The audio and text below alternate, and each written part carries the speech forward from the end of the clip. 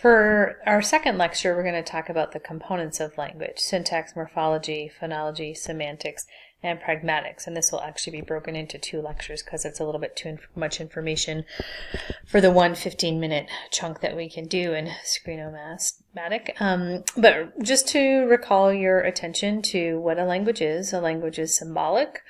It's generative, meaning that can be created into many different ways and things can be formulated in terms of sentences. It's arbitrary, meaning that the first initial connection between a word and a referent in the environment is completely random. So why is a cat called a cat or a horse called a horse is an arbitrary relationship. We know that language is rule governed, meaning that there's specific information about how words can be put together, that it's used as a social tool for communication, so that's that part that it needs to be shared by a community of users, and that it's constantly evolving and changing. So there's a dynamic process that's happening with languages as they change over time. We just talked about the components of language, but where these connect to is this idea of form, content, and use. And your notes talk quite a bit about this concept from Bloom and Leahy originally quite some time ago. And even though today, in a day-to-day basis of what we think about in relationship to clinical intervention, we think about those components of language, but don't talk a lot about form, content, and use from a very clinical or applied perspective.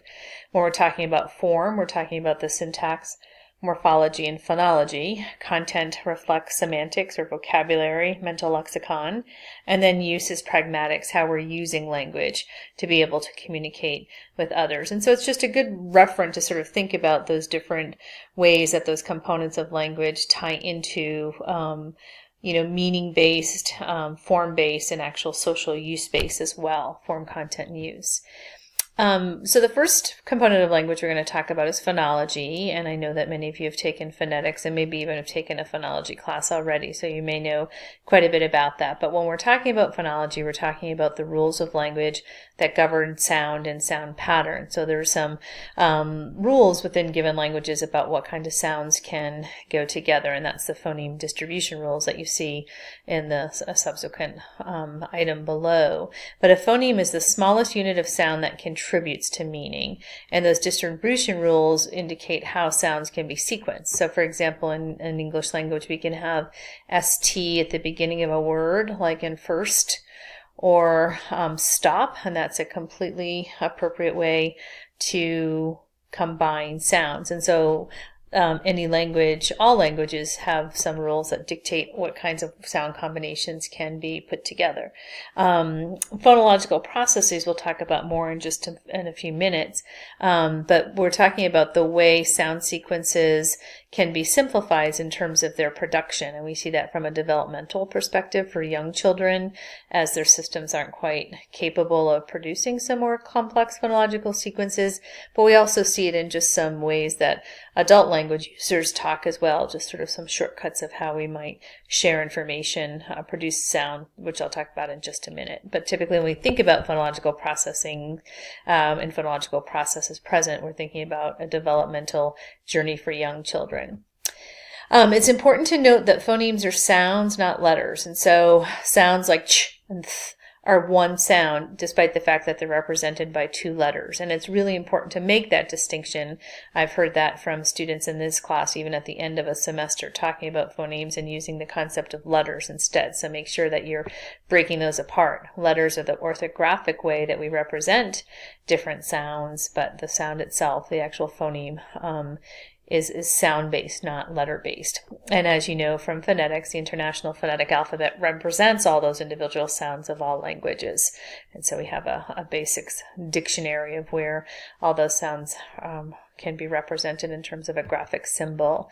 So here's just a little task for you in terms of making sure you understand this idea of phoneme. So take a look at these words and then do the task of figuring out how many phonemes are represented in each word. And so you can pause this short lecture and click on it again when you're ready to take a look at the answers, but I'm going to move forward and give them to you. So stop now if you're going to. So the answer to that little task is that there are 3 sounds in each of those individual words: cat, tot, bath, cry, and mine. Each one of those have 3 sounds, but you can see they're definitely represented by a diversity of number of letters. So it's important, again, to think about those distinctions. But each of those has only 3 sounds represented as an actual word. So each of them are 3 phoneme words. And I hope you got that same answer as I did.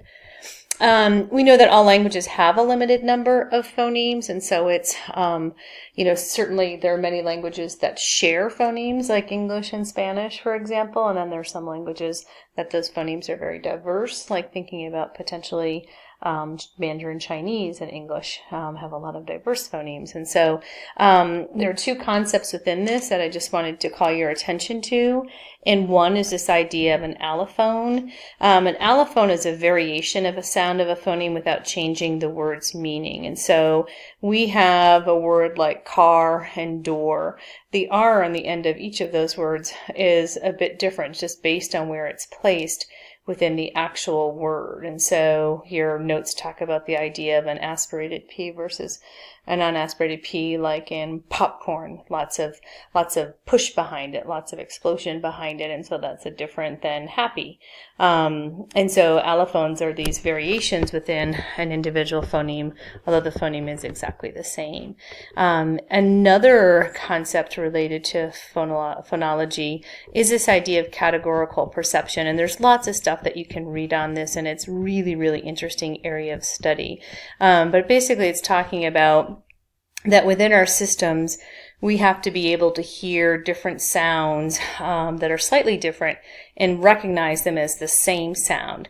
For example, in English, you may have different productions of R, a strong R, a slight R, a trilled R, whatever it may be, and we're going to perceive those all as one categorical concept of a sound, because different R's in our language don't mean anything different. They're all represented as the same. And that's different in different languages. Like in Spanish, you can have variations of R that in a word will mean something different. And so in Spanish, you have to be able to create categories of those R's that are different, but in our language, in English, we do not. And so it's important for us to be able to create these categories of sounds that reflect what sounds are actually being produced in our native language. I just lost my train of thought on that. And so basically what that does is it ensures that subtle differences produced are understood to represent the same phoneme. So we can see those as the same. Oh, what I was going to say is related to native language. Young children the research has shown, and they do really interesting ways that they even measure these kinds of skills and behaviors. I'll try and find something that I could post in terms of a YouTube link for you to look at that. But we know that as children are first born up till 6-9 months, they're able to categorically perceive differences, like variations, in all sounds across languages. And as they move into their first year of life, they start to create these categories of perceptual sameness, which means they no longer can recognize some of those differences within a language that aren't meaningful. So for example, children speaking English hear many different kinds of R's as being the same. They can't categorically differentiate them anymore, whereas in a language where those R sounds, those slight variations of R's are meaningfully different, those children can continue to perceive those differences in those sounds. So we become fine-tuned to the language, our native language, in which we're hearing most of the time. An example, again, thinking about this, like think about a small phoneme change and how much it can alter meaning. The difference between a f and a v in fan and van is just a voicing difference, but that's a meaningful difference in English. And so obviously there are very 2 different concepts represented by a fan and a van, those 2 different words. And we've already talked about this idea of phoneme distribution rules and that they vary among languages. Phonological awareness is a really important concept. An aspect of phonology that ties more to how children can hear and manipulate sounds and words, which really ties most importantly to early literacy development. And so we'll save that conversation for when we get to that component of our chapters in our texts. Okay. And last in this area of discussion is this idea of phonological processes. And we've already talked about that there are ways to simplify patterns of syllables and words. And so some examples there on the bottom are things like a final consonant deletion, where a child is consistently, as a pattern of errors, dropping the last sound in a word, ka for car, mo for more, or consonant cluster reduction, dropping the R sound in green and the L sound in clown, cown. But we also see, although despite the fact that these are really a developmental process in terms of children learning language, we also see this kind of production in some adult users of language in terms of just the way we become a little sloppy in how we're communicating. So I might call a friend and say, hey, great movie playing, want to go? And so now I've made a simplification of want to go just based on ease and sort of a not really dialectical difference, it's just sort of an accepted adaptation. Or approaching a friend and saying, hey, what you doing tonight? Again, instead of breaking it down to all of those individual words more clearly articulated, they're just sort of strung together, but clearly anyone could understand that meaning. Okay, so on to this concept of morphology, and morphology is the smallest unit of language that carries meaning. And so example of some morphology represented there is S on the end of chair, chairs for chair, ed ending on play, play for played. And so you can see that both of those small little adjustments, the S on the end of chairs, ed on the end of play, really makes a difference in terms of what we conceptually understand. One is plural, one indicates that it's something that's already occurred. So morphology is really important in our language and is represented for the most part by additional phonemes added to words. It's not 100% true for all cases, but for the most part, we represent morphology in our language with some additional phoneme sounds. And then the rule for morphemes are that all morphemes have to have at least one phoneme, and a word is at least one morpheme. So a single word that can stand on its own is considered one morpheme. And morphemes can be divided into two types, lexical and grammatical. Lexical is talking about the semantics, and so words are lexical morphemes, words like bird and cat and whatever they may be. And then grammatical morphemes are morphemes that may connect to lexical morphemes and may modify the meaning. And there's two types of grammatical morphemes. There's a free morpheme, which can stand alone, and so that would be the equivalent of a lexical morpheme, a word like bird or cat. And then a bound grammatical morpheme is one that must connect to something to be meaningful. So the S on the end of chairs, the ED on the end of played all represent bound morphemes, meaning that they are meaningful morphemes that change the meaning of something, but they have to be attached to something else. They have no meaning on their own. And within those bound morphemes, there's also two types, inflectional and derivational, and we'll explore this a little bit more when we get into doing some language sample analysis. But inflectional are those morphemes always attached to the end of the words that modify tense, number, and possession.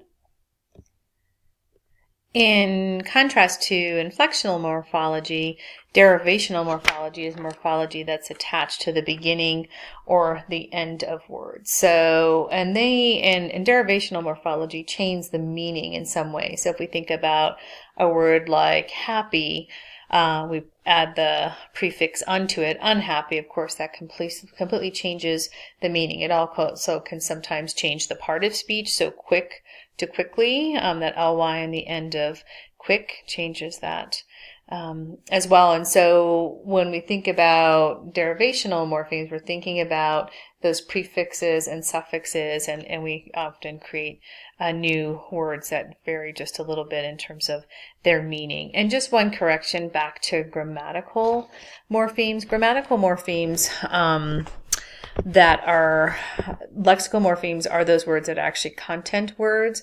Grammatical morphemes that are free, that stand alone, are words that are more grammatically oriented, words like to and all those little smaller words, the, is, words that reflect a more of a grammatical structure than an actual lexical item like a real content word like bird and cat and so on. That was my error in sharing that information before. So here's a little task for you. Go ahead and see if you can count the number of morphemes here, and I'm going to show you the answer in our next slide. And there you go. There is the answer. You can see I've broken it down so that you can see each of those grammatical endings. And we'll continue this conversation in our next audio lecture.